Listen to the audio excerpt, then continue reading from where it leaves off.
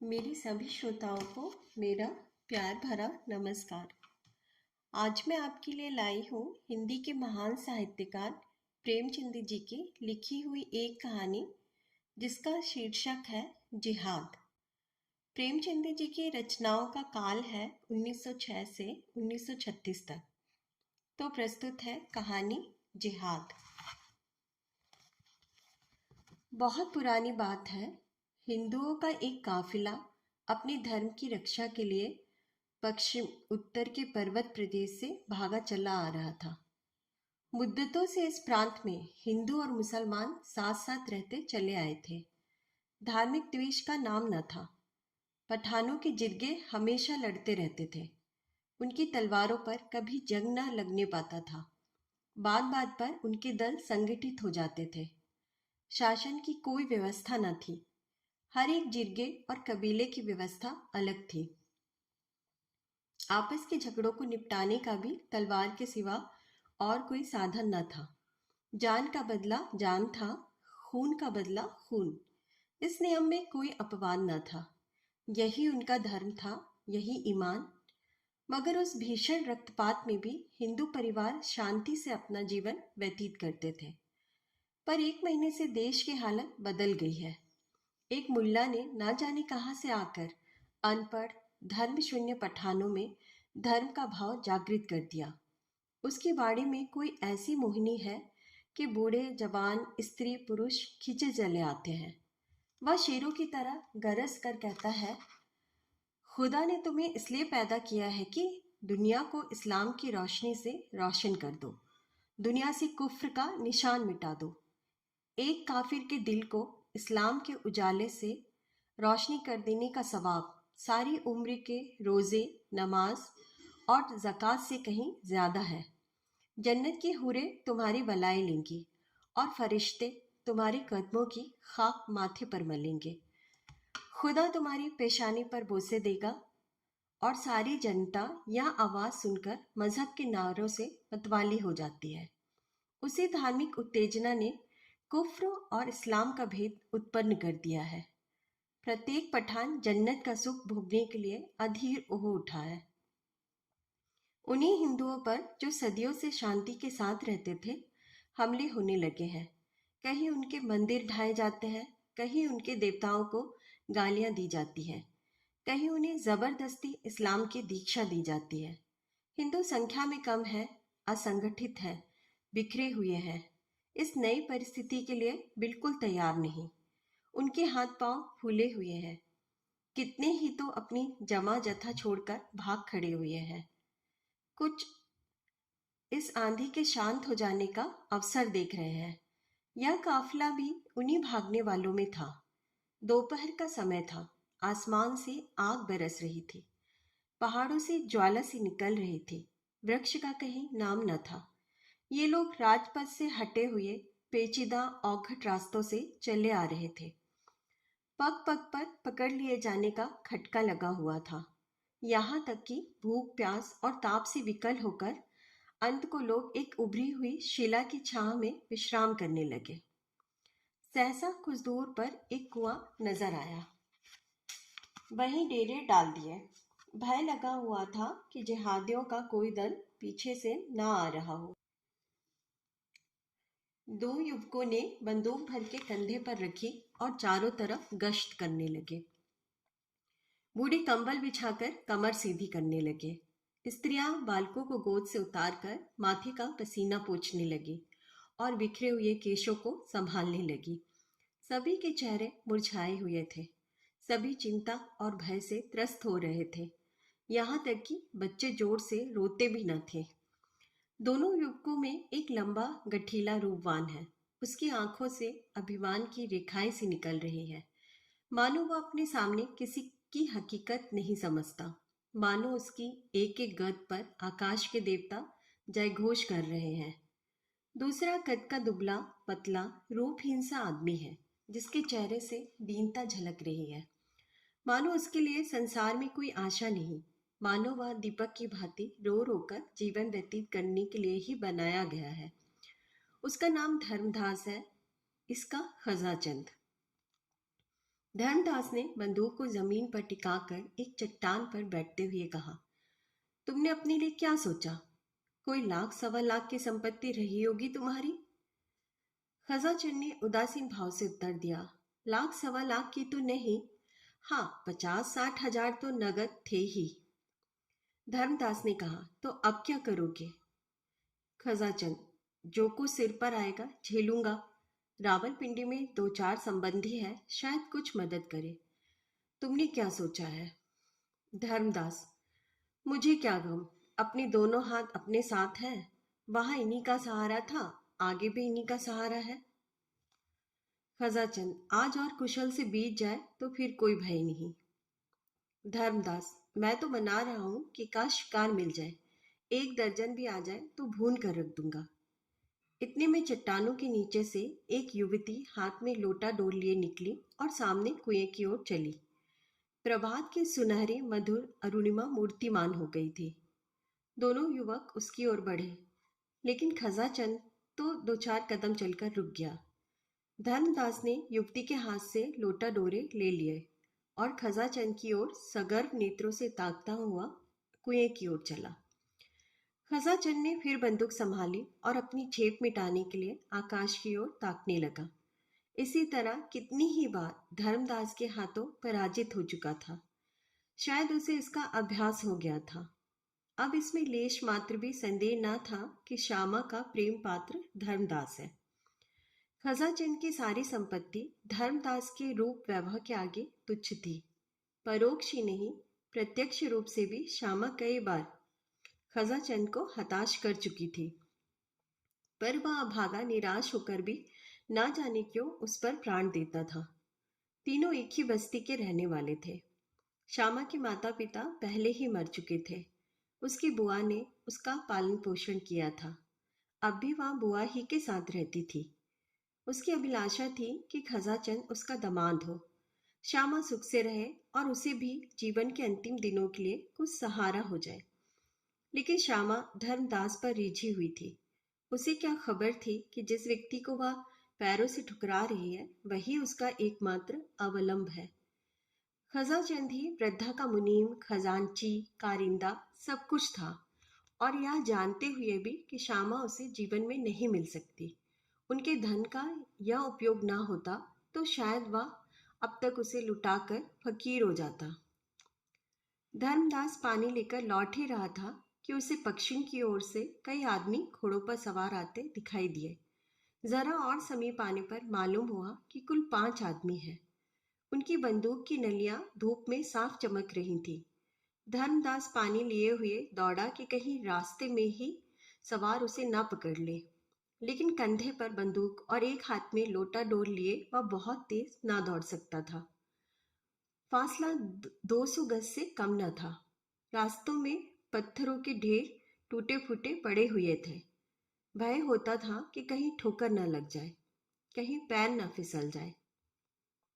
इधर सवार प्रतिशत समीप होते जाते थे। अरबी घोड़ों से उसका मुकाबला ही क्या, उस पर मंजिलों का धावा हुआ। मुश्किल से 50 कदम गया होगा कि सवार उसके सिर पर आ पहुंचे और तुरंत उसे घेर लिया। धर्मदास बड़ा साहसी था, पर मृत्यु को सामने खड़ी देखकर उसकी आंखों में अंधेरा छा गया। उसके हाथ से बंदूक छूटकर गिर पड़ी। 5 उसी के गांव के महसूदी पठान थे। एक पठान ने कहा, उड़ा दो सिर मरदूद का, दगाबाज काफिर। दूसरा, नहीं नहीं ठहरो, अगर यह इस वक्त भी इस्लाम कबूल कर ले तो हम इसे मुआफ कर सकते हैं। क्यों धर्मदास, तुम्हें इस दगा की क्या सजा दी जाए? हमने तुम्हें रात भर का वक्त फैसला करने के लिए दिया था, मगर तुम इसी वक्त जहन्नुम पहुंचा दिए जाओ। लेकिन हम तुम्हें फिर मौका देते हैं, यही आखिरी मौका है। अगर तुमने अब भी इस्लाम ना कबूल किया तो तुम्हें दिन की रोशनी देखनी नसीब ना होगी। धर्मदास ने हिचकिचाते हुए कहा, जिस बात को अक्ल नहीं मानती उसे कैसे? पहले सवार ने आवाज में आकर कहा, मजहब का अक्ल से कोई वास्ता नहीं। तीसरा, कुफ्र है, कुफ्र है। पहला, उड़ा दो सिर मरदूद का, धुआं इस बार। दूसरा, ठहरो ठहरो, मार डालना मुश्किल नहीं, जिला लेना मुश्किल है। तुम्हारे और साथी कहाँ है धर्मदास? धर्मदास, सब मेरे साथी है। दूसरा, कलाम शरीफ की कसम, अगर तुम सब खुदा और उनके रसूल पर ईमान लाओ तो कोई तुम्हें तेज निगाहों से देख भी ना सकेगा। धर्मदास, आप लोग सोचने के लिए और कुछ मौका ना देंगे? इस पर चारों सवार चिल्ला उठे, नहीं नहीं, हम तुम्हें ना जाने देंगे, यह आखिरी मौका है। इतना कहते ही पहले सवार ने बंदूक हथिया ली और नली धर्मदास की छाती की ओर करके बोला, बस बोलो, क्या मंजूर है? धर्मदास सिर से पैर तक कांप कर बोला, अगर मैं इस्लाम कबूल कर लूं तो मेरे साथियों को तो कोई तकलीफ ना दी जाएगी। दूसरा, हाँ, अगर तुम जमानत करो कि वे भी इस्लाम कबूल कर लेंगे। पहला, हम इस शर्त को नहीं मानते, तुम्हारे साथियों से हम खुद निपट लेंगे, तुम अपनी कहो, क्या चाहते हो, हाँ या नहीं? धर्मदास ने जहर का घूंट पीकर कहा, मैं खुदा पर ईमान लाता हूँ। पांचों ने एक स्वर से कहा, अल्लाह मत व लिल्लाह, और बारी बारी से धर्मदास को गले लगाया। श्यामा हृदय को दोनों हाथों से थामे यह दृश्य देख रही थी। वह मन में पछता रही थी कि मैंने क्यों इन्हें पानी लाने भेज दिया। अगर मालूम होता कि विधि यूं धोखा देगी तो मैं प्यासी मर जाती, पर इन्हें ना जाने देती। श्यामा से कुछ दूर खजाचंद भी खड़ा था। श्यामा ने उसकी ओर क्षुब्ध नेत्रों से देखकर कहा, अब इनकी जान बसती नहीं मालूम होती। खजाचंद, बंदूक भी हाथ से छूट पड़ी है। श्यामा, न जाने क्या बातें हो रही हैं। अरे गजब, दुष्ट ने उनकी ओर बंदूक तानी है। खजा, जरा और समीप आ जाए तो मैं बंदूक चलाऊं, इतनी दूर की मार इसमें नहीं है। श्यामा, अरे देखो, वे सब धनदास को गले लगा रहे हैं, यह माजरा क्या है? खजा, कुछ समझ में नहीं आता। श्यामा, कहीं इसने कलमा तो नहीं पढ़ लिया? खजा, नहीं, ऐसा क्यों होगा? धर्मदास से मुझे ऐसी आशा नहीं है। श्यामा, मैं समझ गई, ठीक यही बात है, बंदूक चलाओ। खजा, धर्मदास बीच में है, कहीं उन्हें ना लग जाए। श्यामा, कोई हर्ज नहीं, मैं चाहती हूं कि पहला निशाना धर्मदास ही पर पड़े। कायर, निर्लज्ज, प्राणों के लिए धर्म त्याग दिया, ऐसी बेहाई की जिंदगी से मर जाना कहीं अच्छा है। क्या सोचते हो, क्या तुम्हारे हाथ पांव फूल गए? लाओ, बंदूक मुझे दे दो, मैं इस कायर को अपने हाथों से मारूंगी।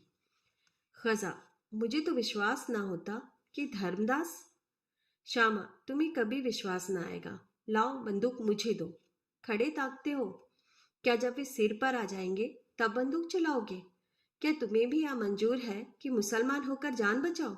अच्छी बात है, जाओ, श्यामा अपनी रक्षा आप कर सकती है, मगर उसे अब मुंह ना दिखाना। खजाचंद ने बंदूक चलाई, एक सवार की पगड़ी को उड़ाती हुई निकल गई। जिहादियों ने अल्लाह अकबर की हाँक लगाई, दूसरी गोली चली और घोड़े की छाती पर बैठी। घोड़ा वहीं गिर पड़ा। जिहादियों ने फिर अल्लाह अकबर की हाँक लगाई और आगे बढ़े। तीसरी गोली आई, एक पठान लौट गया, पर इसके पहले कि चौथी गोली छूटे, पठान खजाचंद के सिर पर पहुंच गए और बंदूक उसके हाथ से छीन ली। एक सवार ने खजाचंद की ओर बंदूक तानकर कहा, उड़ा दो सिर मरदूत का, इससे खून का बद। दूसरे सवार ने, जो इनका सरदार मालूम होता था, कहा, नहीं नहीं, यह दिलेर आदमी है। खजाचंद, तुम्हारे ऊपर दगा, खून और कुफ्र, ये तीनों इल्जाम है और तुम्हें कत्ल कर देना इन सवाब है। लेकिन हम तुम्हें एक और मौका देते हैं। अगर तुम अब भी खुदा और रसूल पर ईमान लाओ तो हम तुम्हें सीने से लगाने को तैयार हैं। इसके सिवा तुम्हारे गुनाहों का और कोई कफारा नहीं है। यह हमारा आखिरी फैसला है। बोलो, क्या मंजूर है? चारों पठानों ने कमर से तलवारें निकाल ली और उन्हें खजाचंद के सिर पर तान दिया। मानो नहीं का शब्द मुंह से निकलते ही चारों तलवारें इसकी गर्दन पर चल जाएंगी। खजाचंद का मुखमंडल विलक्षण तेज से आलोकित हो उठा। उसकी दोनों आंखें स्वर्गीय ज्योति से चमकने लगी। दृढ़ता से बोला, तुम एक हिंदू से यह प्रश्न कर रहे हो, क्या तुम समझते हो कि जान के खौफ से वह अपना ईमान बेच डालेगा? हिंदू को अपने ईश्वर तक पहुंचने के लिए किसी नबी, वली या पैगंबर की जरूरत नहीं। चारों पठानों ने कहा, काफिर, काफिर। खजा, अगर तुम मुझे काफिर समझते हो तो समझो, मैं अपने को तुमसे ज्यादा खुदा परस्त समझता हूँ। मैं उस धर्म को मानता हूँ जिसकी बुनियाद अक्ल पर है। आदमी में अक्ल ही खुदा का नूर है और हमारा ईमान हमारी अक्ल। चारों पठानों के मुंह से निकला, काफिर, काफिर, और चारों तलवारें एक साथ खजा चंद की गर्दन पर गिर पड़ी। लाश जमीन पर फड़कने लगे। धर्मदास सिर झुकाए खड़ा रहा। वह दिल में बहुत खुश था कि अब खजा चंद की सारी संपत्ति उसके हाथ लगेगी और वह श्यामा के साथ सुख से रहेगा। पर विधाता को कुछ और ही मंजूर था। श्यामा अब तक मरमाहत सी खड़ी यह दृश्य देख रही थी। ज्यों ही खजा चंद की लाश जमीन पर गिरी, वह झपट कर लाश के पास आई और उसे गोद में लेकर आंचल से रक्त प्रवाह को रोकने की चेष्टा करने लगी। उसके सारे कपड़े खून से तर हो गए। उसने सुंदर बेल बूटों वाली साड़ियां पहनी थी, पर इस रक्त रंजित साड़ी की शोभा अतुलनीय थी। बेल बूटों वाली साड़ियां रूप की शोभा बढ़ाती थी। यह रक्त रंजित साड़ी आत्मा की छवि दिखा रही है। ऐसा जान पड़ा मानो खजा चंद की बुझती आंखें एक अलौकिक ज्योति से प्रकाशमान हो गई हैं। उन नेत्रों में कितना संतोष, कितनी तृप्ति, कितनी उत्कंठा भरी हुई थी। जीवन में जिसने प्रेम की भिक्षा भी ना पाई, वह मरने पर उस सर्ग जैसे स्वर्गीय रत्न का स्वामी बना हुआ था। धर्मदास ने श्यामा का हाथ पकड़कर कहा, श्यामा, होश में आओ। तुम्हारे सारे कपड़े खून से तर हो गए हैं। अब रोने से क्या हासिल होगा? ये लोग हमारे मित्र हैं। हमें कोई कष्ट ना देंगे। हम फिर अपने घर चलेंगे और जीवन के सुख भोगेंगे। श्यामा ने तिरस्कारपूर्ण नेत्रों से देखकर कहा, तुम्हें अपना घर बहुत प्यारा है तो जाओ। मेरी चिंता मत करो, मैं अपना जाऊंगी। हाँ, अगर अब भी मुझसे कुछ प्रेम हो तो इन लोगों से, इन्हीं तलवारों से मेरा भी अंत कर दो। धर्मदास करुणा कातर स्वर से बोला, श्यामा, यह तुम क्या कहती हो? तुम भूल गई कि हमसे तुमसे क्या बातें हुई थी? मुझे खुद खजाचंद के मारे जाने का शौक है, पर भाभी को कौन टाल सकता है? श्यामा, अगर यह भाभी थी तो यह भी भावी है कि मैं अपना अधम जीवन उस पवित्र आत्मा के शोक में काटूं जिसका मैंने सदैव निरादर किया। यह कहते कहते श्यामा का शोकोद्गार, जो अब तक क्रोध और घृणा के नीचे दबा हुआ था, उबल पड़ा और वह खजाचंद के निस्पंद हाथों को अपने गले में डालकर रोने लगी। चारों पठान यह अलौकिक अनुराग और आत्मसमर्पण देखकर करुणाद्र हो गए। सरदार ने धर्मदास से कहा, तुम इस पाकीज़ा खातून से कहो हमारे साथ चले। हमारी जाति से इसे कोई तकलीफ ना होगी। हम इसकी दिल से इज्जत करेंगे। धर्मदास के हृदय में ईर्ष्या की आग धधक रही थी। वह रमणी जिसे वह अपनी समझे बैठा था, इस वक्त उसका मुंह भी नहीं देखना चाहती थी। बोला, श्यामा, तुम चाहो तो इस लाश पर आंसुओं की नदी बहा दो, पर यह जिंदा ना होगी। यहाँ से चलने की तैयारी करो। मैं साथ के और लोगों को भी जाकर समझाता हूँ। खान लोग हमारी रक्षा करने का जिम्मा ले रहे हैं। हमारी जायदाद, जमीन, दौलत सब हमको मिल जाएगी। खजाचंद की दौलत के भी हम मालिक होंगे। अब देर न करो। रोने धोने से अब कुछ हासिल नहीं। श्यामा ने धर्मदास को आग्नेय नेत्रों से देखकर कहा, और इस वापसी की कीमत क्या देनी होगी? वही जो तुमने दी है। धर्मदास यह व्यंग न समझ सका। बोला, मैंने तो कोई कीमत नहीं दी। मेरे पास था ही क्या?